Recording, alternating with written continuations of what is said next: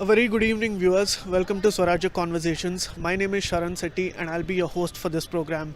We have been having interviews with several esteemed guests who are scientists, engineers, doctors, politicians, and this is yet another effort of ours to have a conversation, a very candid one, with one of the ministers, a sitting minister in the government of Karnataka.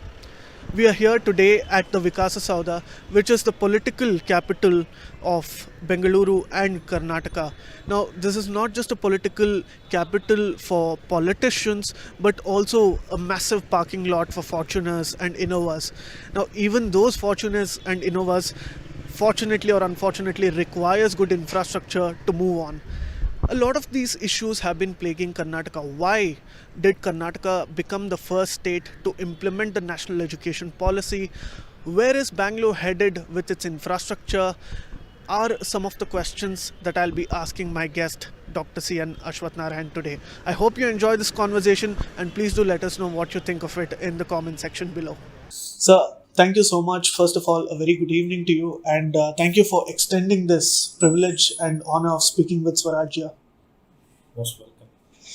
So, first of all, Karnataka had announced the implementation of national education policy, and a lot of the credit actually goes to you because you're the one who spearheaded the entire efforts. Now, as a minister who holds certain ministries and departments responsible, what have you done so far to operationalize several of these recommendations?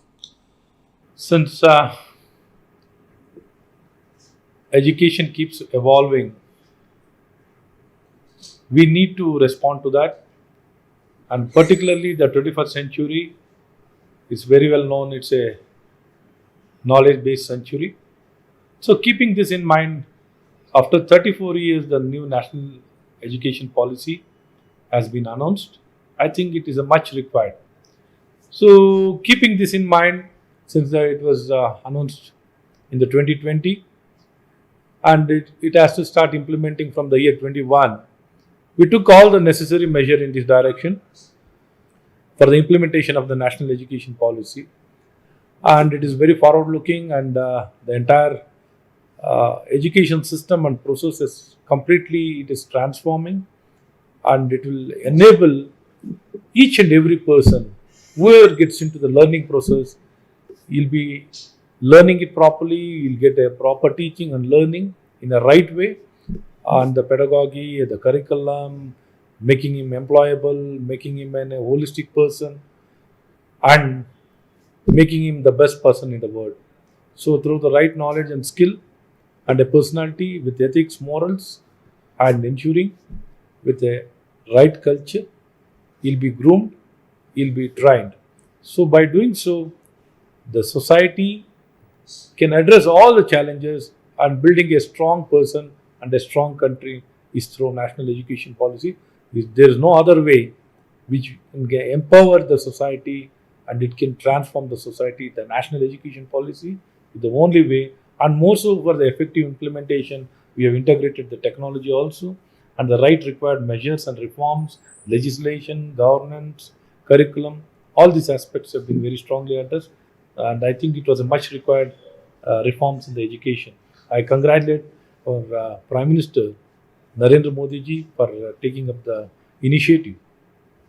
So you spoke about implementation of the NEP, and I think a lot of questions are being raised about that, and also because of the current time frame that we are looking at.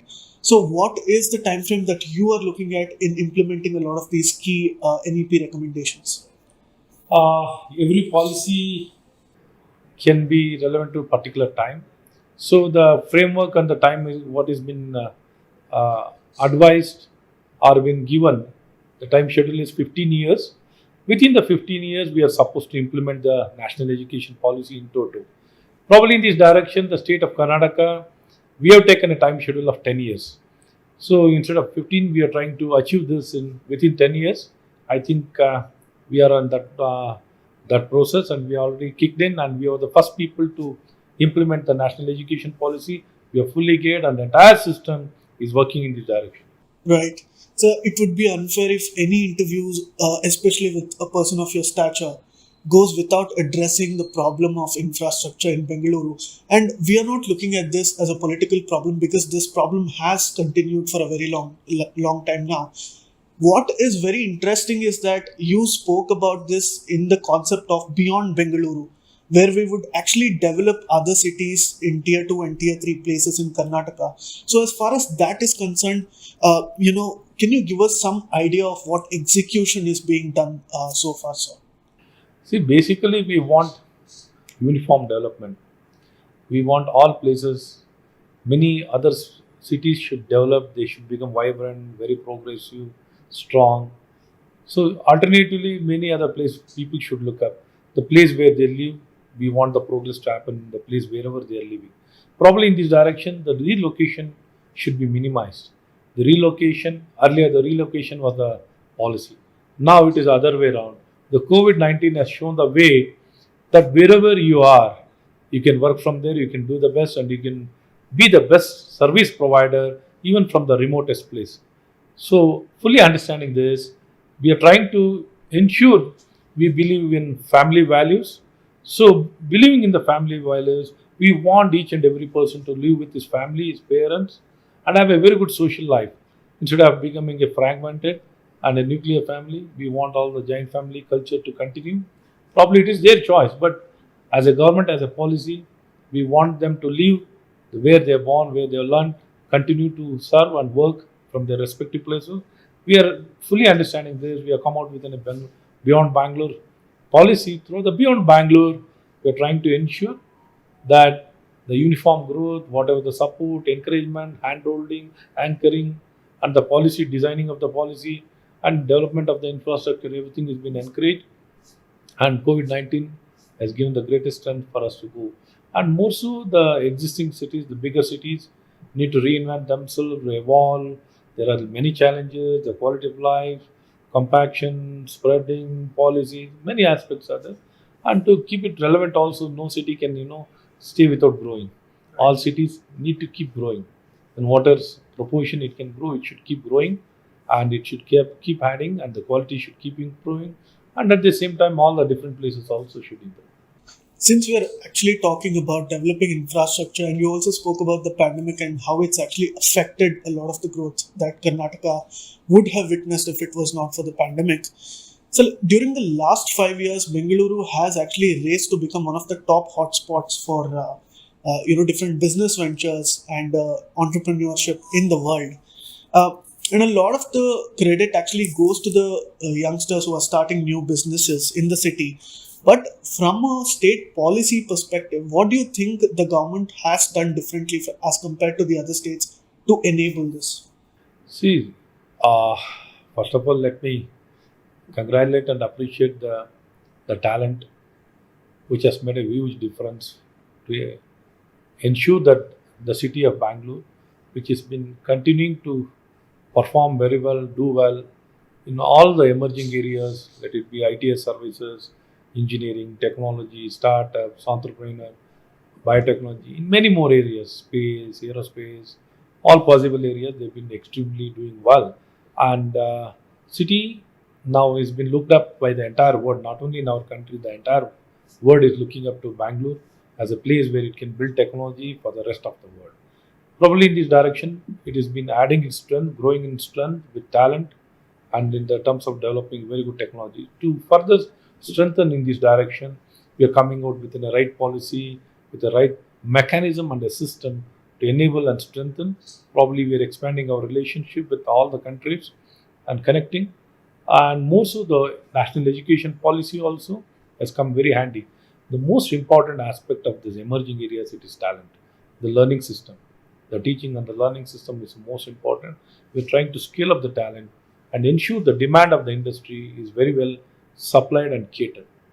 So we need to work in this direction, and which we have been working, fully understanding the challenges, how to be the best. We need to come with a lot of solutions, a lot of enablements, and we are in that process.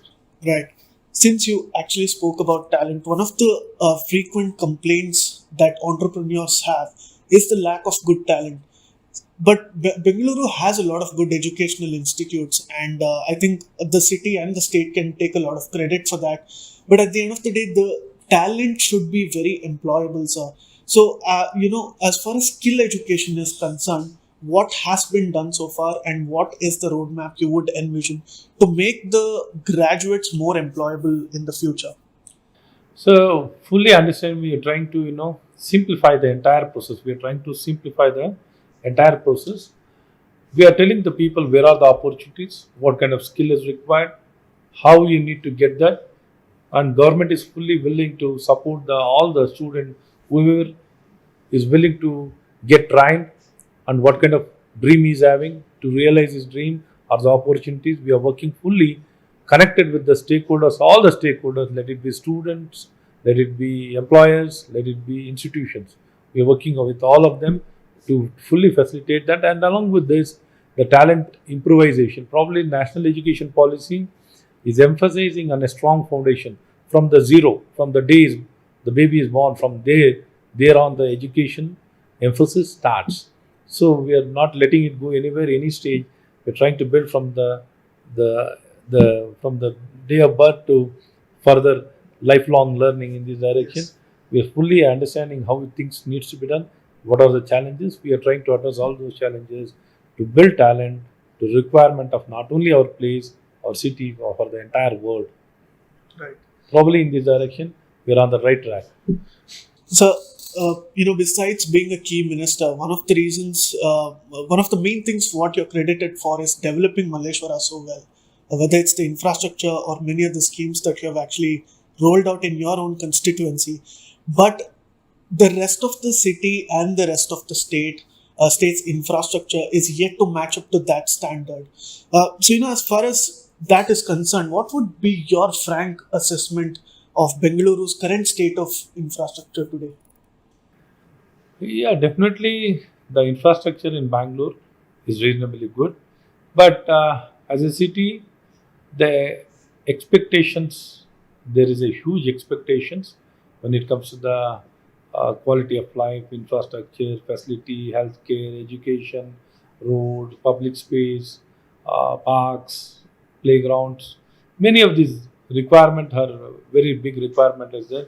This is one is approved levels, unapproved, all kind of things are there. Probably understanding these challenges, we are working in this direction.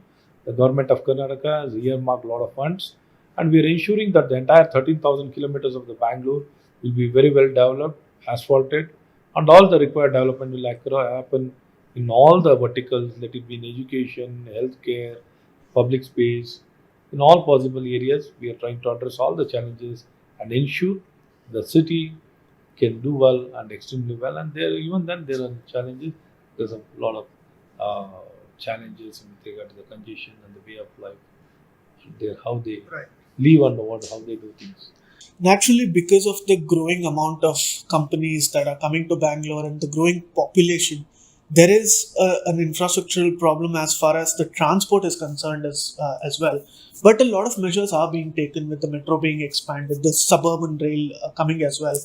But that just does not constitute for the overall ease of living index. So there are different parameters which go into that as well. So as far as ease of living is concerned, what has been done and what is the way forward from here, sir? So basically, it is the approvals and the facilitation, the services to be provided for the establishment of company, or whichever services, construction of house or establishment of a commercial business, for wherever it is required to do business. How easily we can make things happen, how we can simplify, how we can respond, how we can provide the services is very important. Probably in this direction, the reforms has been going on, and we are trying to take it head on to simplify the entire process. In this direction, we have brought a lot of reforms, land reforms, Industrial Facilitation Act, labor reforms, and the Shop Establishment Act also has been simplified, and bringing many other reforms. And we're trying to address, even in the revenue department, we're trying to digitalize the entire process to see that the document digitalization is done. And even with regard to the legal litigations, we are having fast track courts to the commercial establishment. So we are trying to uh, comprehensively handle all possible things and ensure the future of the people, of the entrepreneurs, whoever is looking up to the state. So it's been an absolute pleasure having this conversation with you, and I hope you can give us more time for conversations in the future because of a time paucity. We could have conversations only about a few things, and you're somebody very interesting to speak to, and I thank you on behalf of all our audience and on behalf of Swarajya for this conversation, sir. Thank you very much, and thank you very much, and best wishes. We always. Thank you, sir.